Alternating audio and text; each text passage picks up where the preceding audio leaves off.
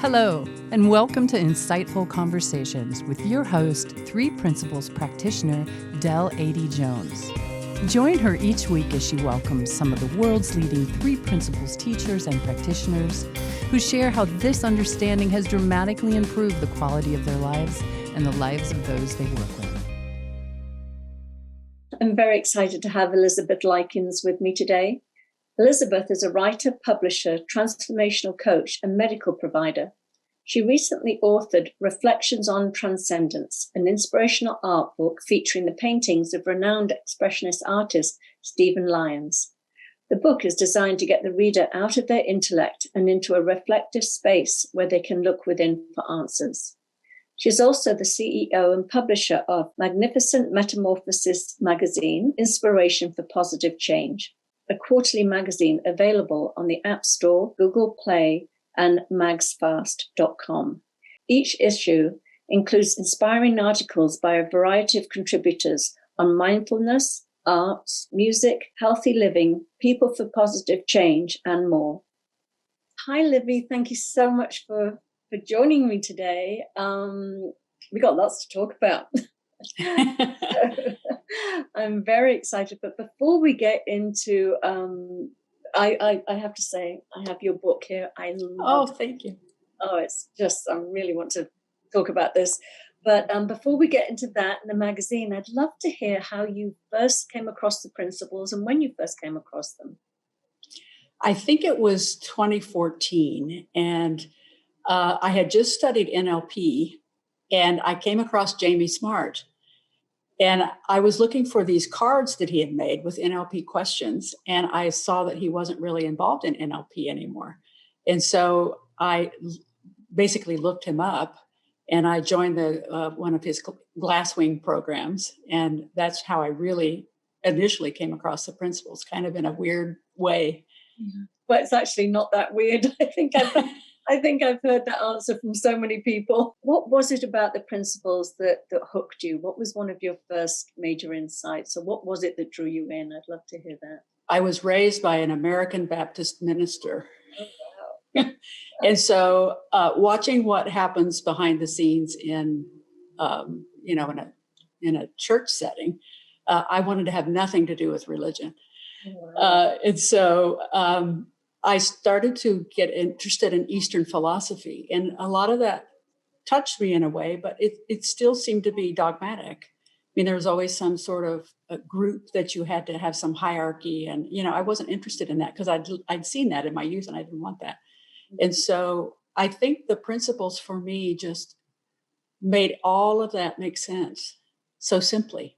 Yeah. That you really, and I'm a very intellectual person, or was more so. And so I would try to think my way out of things. And it, as you know, it just doesn't work. It creates tons of anxiety, and you get down a rabbit hole. And it was so freeing for me not to realize that when I get involved in my head, I just need to step out of it, and then everything's okay. Yeah. Well, I completely resonate with everything you just said. As a former Catholic schoolgirl, my mother was an atheist, but the nuns, she sent us to a private convent school, and they weren't very kind. So I had a really hard time with Western religion, but was very drawn to Eastern religion. But again, had the same thing.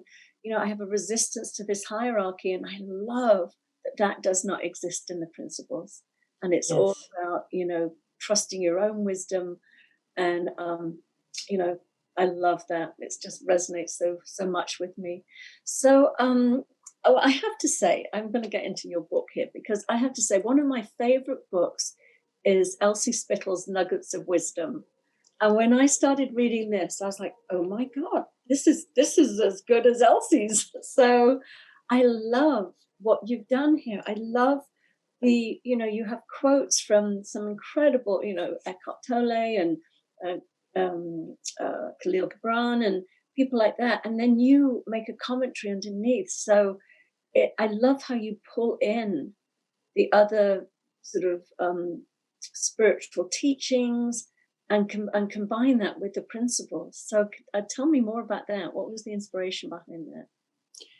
Well, I had an app prior to having the digital magazine, and a lot of that content came from using images and making memes in particular, and then reflecting on what those quotes would say as little short, brief, one-page little nuggets in this app. And so I was already used to gathering quotes.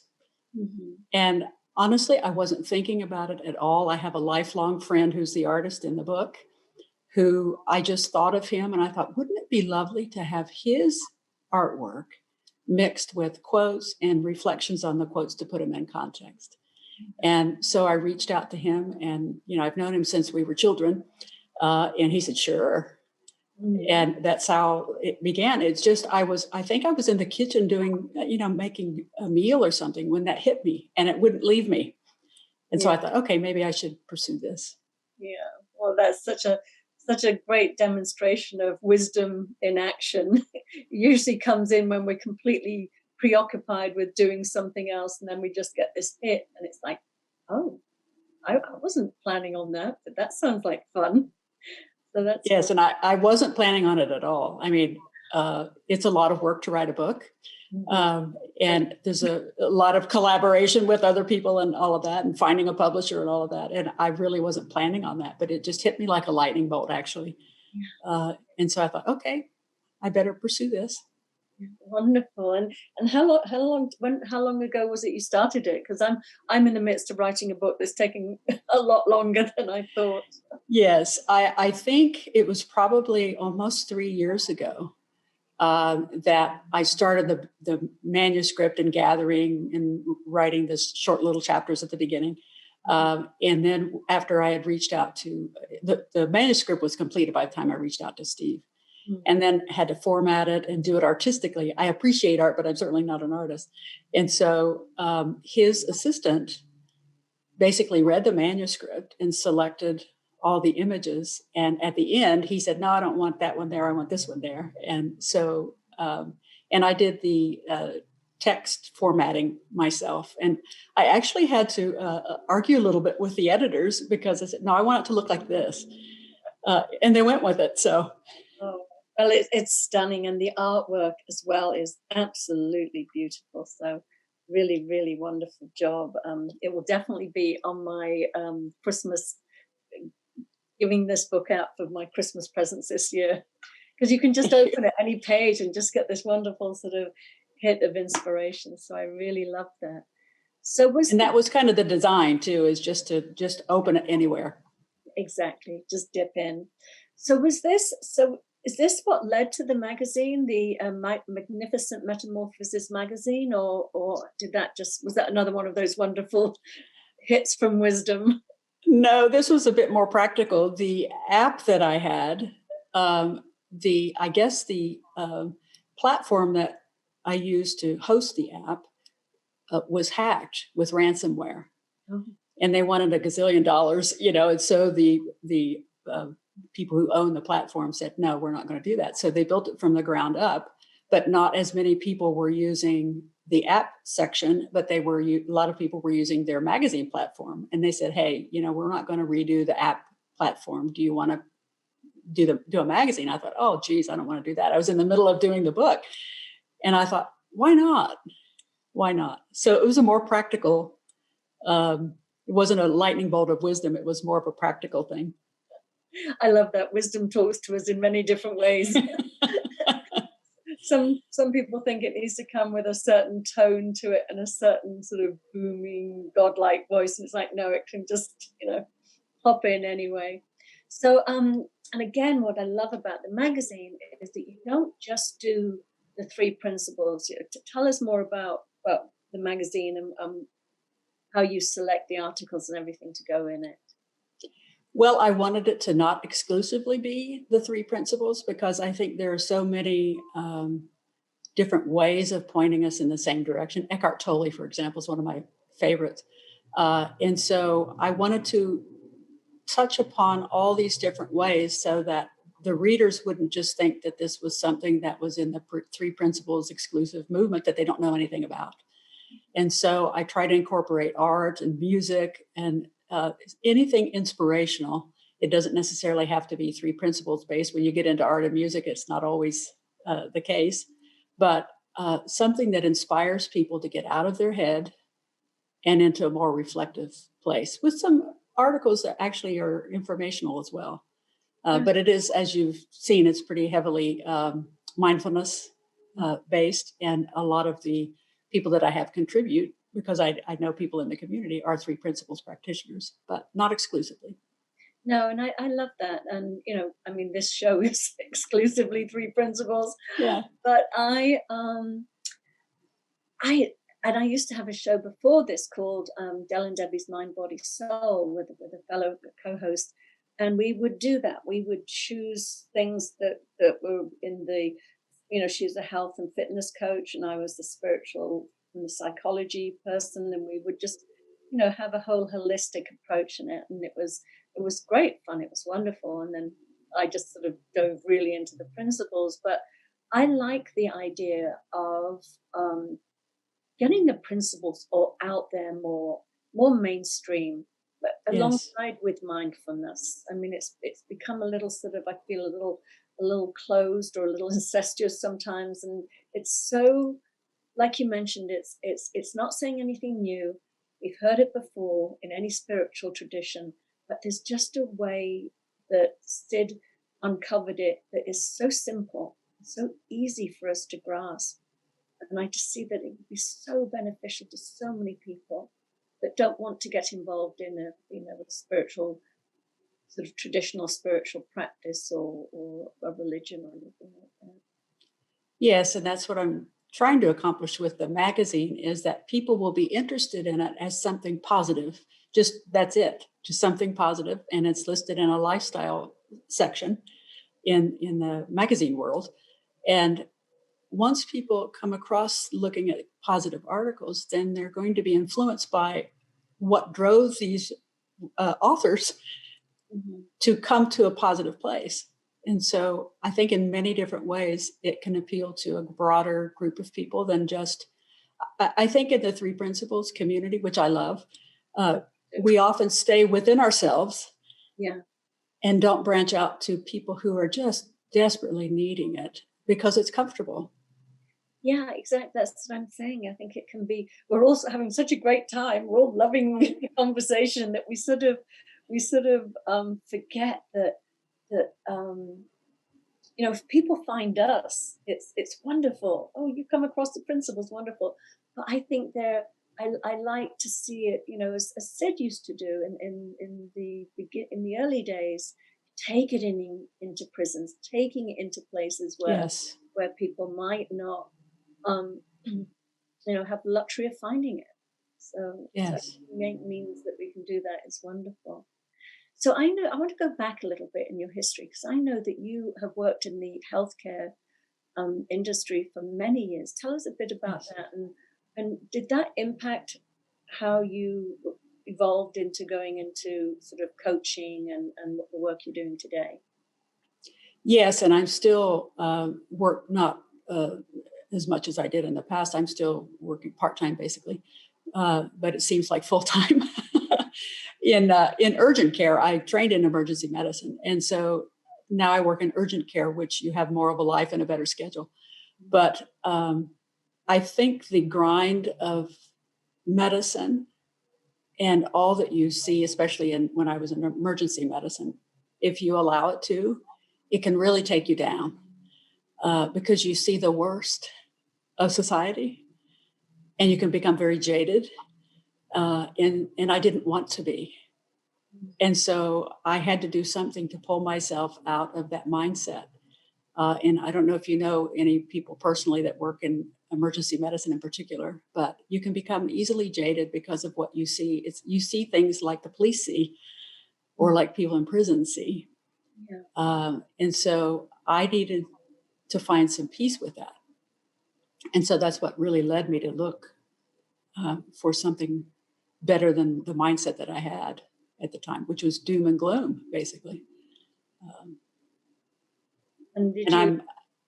how did that impact then how you showed up in your work and how you related to the people you were caring for? Oh, it's dramatically changed that.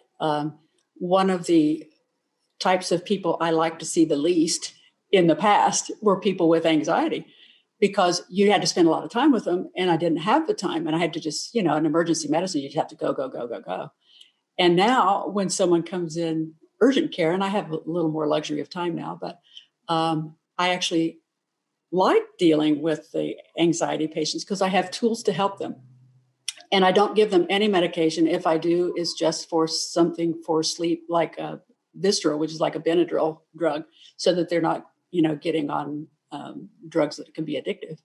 And I give them a handout that has some videos by Sid, by Eckhart Tolle, and some other links that they can listen to relaxing music and things. So I spend probably 15 or 20 minutes with them, which is a long time in an urgent care.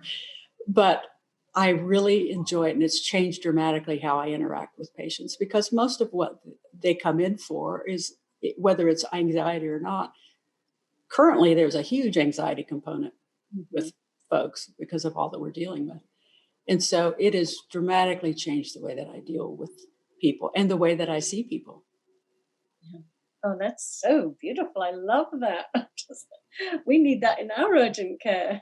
Actually, they're lovely, but just to have somebody like you be able to sort of hand out a little pamphlet or something with resources and helping people see beyond their symptoms of anxiety and thinking that the only way to overcome that is through medication, which can have severe side effects and create even more problems.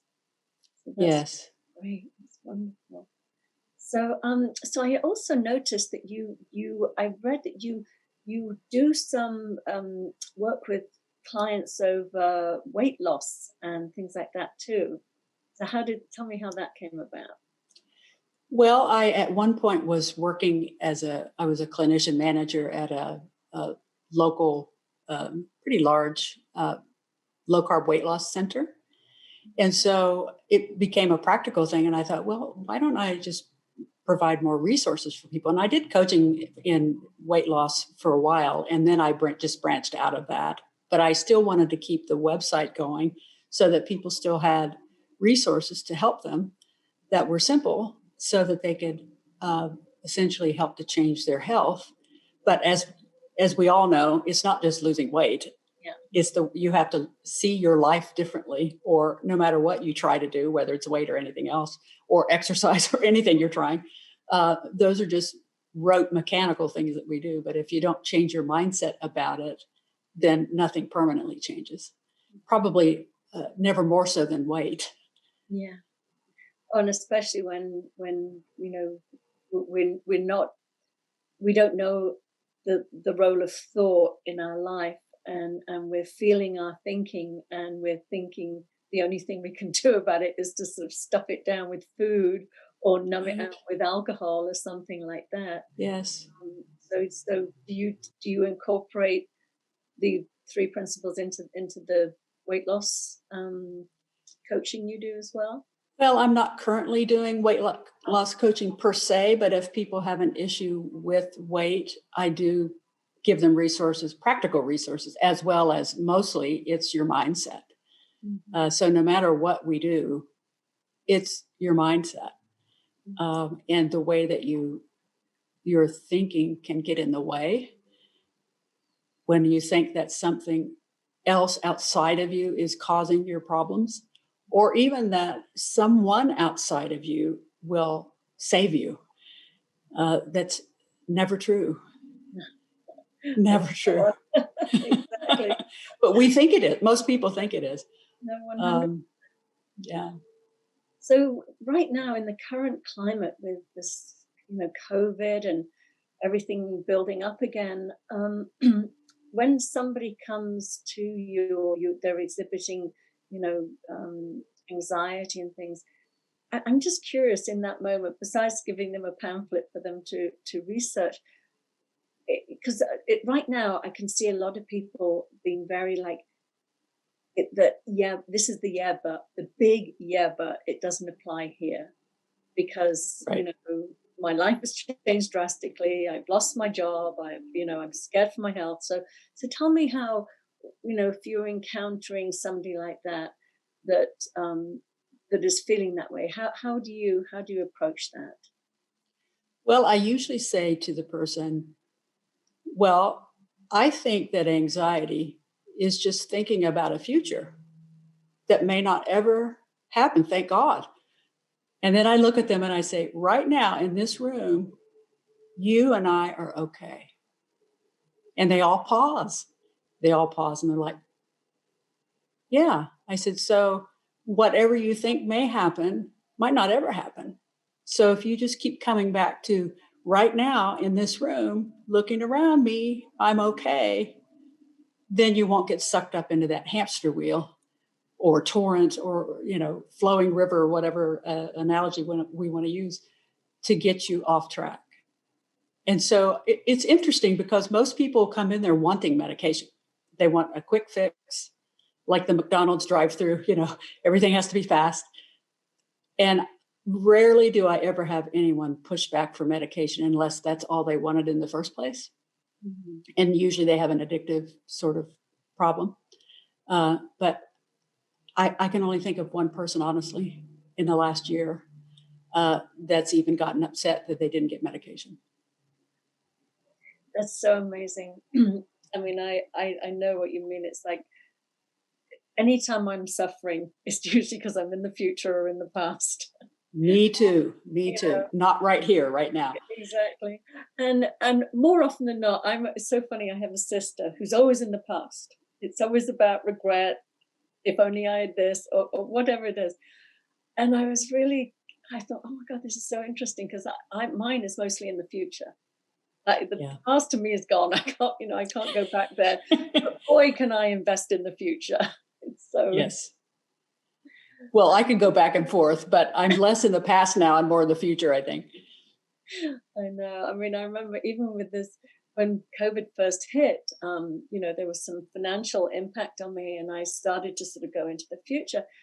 And then and it was wisdom, just went, and it's a joke, but it was like, you don't know what's going to happen with this pandemic. You might not even be around for the future. So why waste the moment? Why waste this moment you have right now, right here, worrying about a future, as you said earlier, that might not even come about. So, right. It wasn't. So that was my little wake up call of like, back to center, back here, back right now. Well, and I think everything has changed for everyone right now. I mean, everything. I mean, it's, I'm fortunate that I haven't had the financial impact that most people have because I'm in I have the urgent care to fall back on.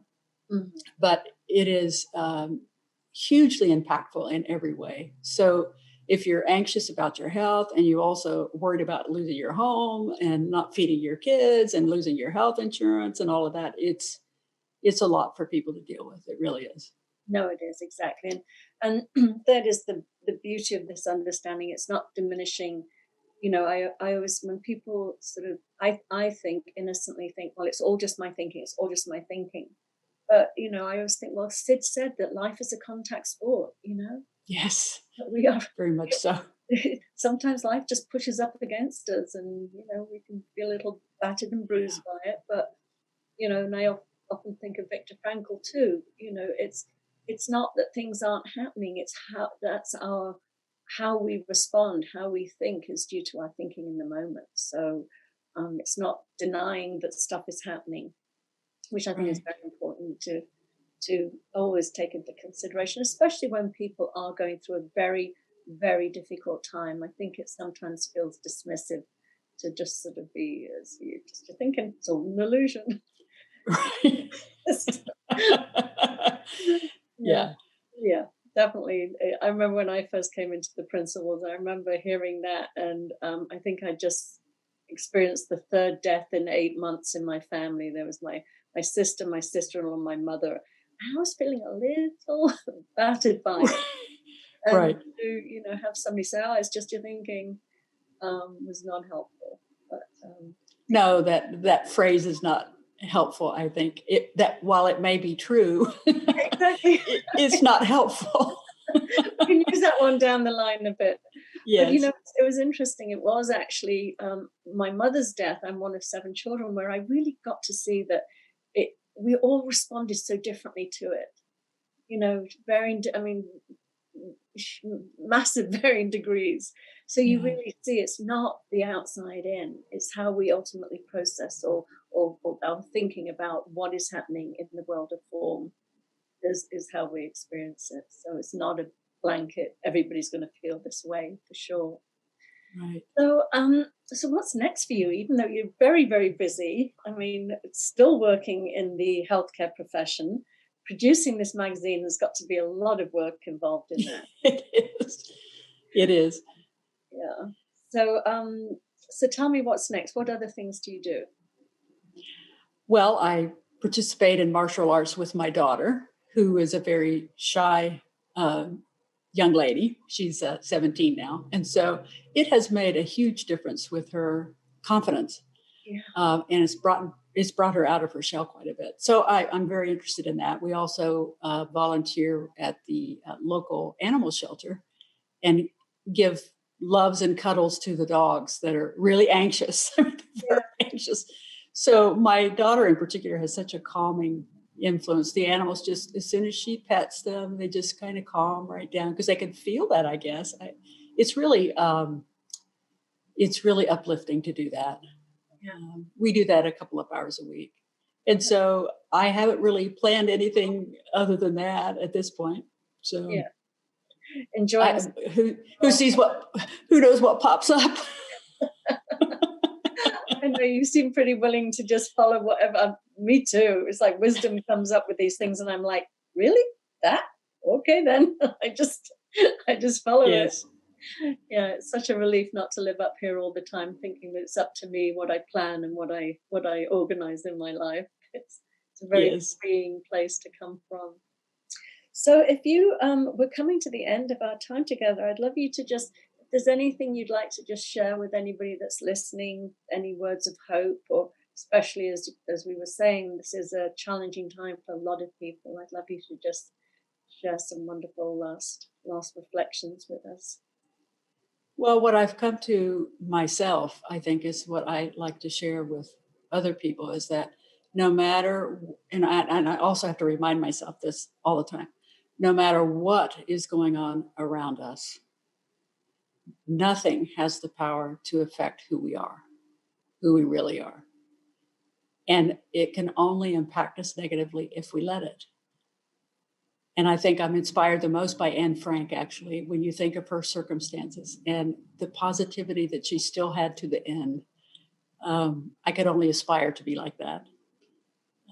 But I think that's what I would like to learn myself and continue to reflect on. And if I could share that with the world, that's really the point of my magazine and the book and all the work that I'm doing is that we have the power to be who we want to be and not affected by circumstances. Yeah, that's so simple, but it's so true. So many of us are unaware of that. We exist in this world. We live our lives not with not knowing that we really ultimately do have the power over how we experience life. It's not being done to us. Yes. So that's beautiful. So for people that are listening to the podcast and not seeing the video, can you share your website, how people can find you? Because I know you do individual coaching as well. So yes, it's a long website, but it's a magnificent metamorphosis.com is the website where to find me. Wonderful. It's been so lovely talking to you and meeting you, and thank you for publishing my piece in your magazine, and I look forward to writing another piece for you soon. So it's a wonderful, wonderful platform, and I'm so grateful you have that. Thank you for contributing. Lovely to meet you, and thank you again. Likewise. Thank you for having me. My pleasure. Bye-bye. Bye-bye. Thank you so much for listening to the show. If you're interested in learning more about my coaching and mentoring packages, please reach out to me at deladjones@gmail.com. I would love to hear from you.